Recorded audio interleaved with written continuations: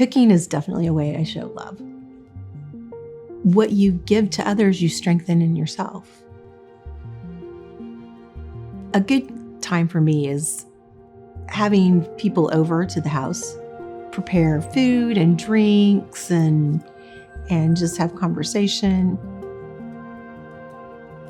I started isolating myself and not having people over. When I started experiencing the symptoms again in a more dramatic fashion, my heart failure had progressed. I couldn't breathe well. I was very, very lethargic.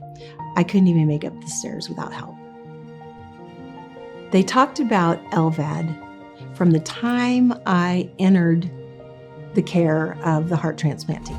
I had gotten a brochure, I had gotten a notebook, and every time they brought it up, I was like, that's not my path.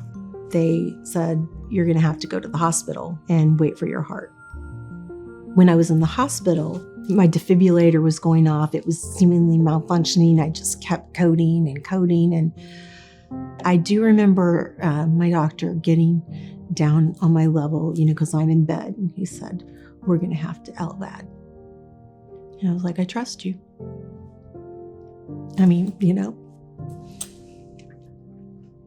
I have my life back because of the HeartMate 3. What surprised me most about life with the HeartMate 3 is that it can actually be normal. I can wear dresses again. I've been able to go back to my Pilates classes. I'm feeling stronger and stronger every week that I go.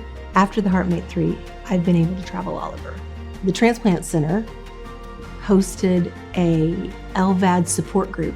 I was mentioning that I wanted to do travel, and one of the guys that was there was like, oh, traveling is no big deal. I was thinking, wow, I can do this. I've been to Denver, Mexico, Nashville.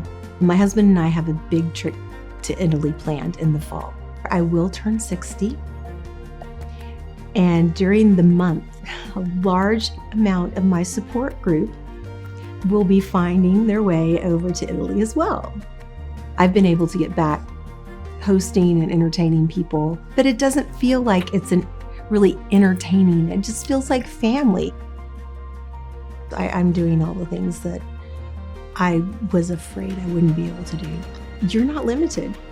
Where do you want to be? Because you can get there.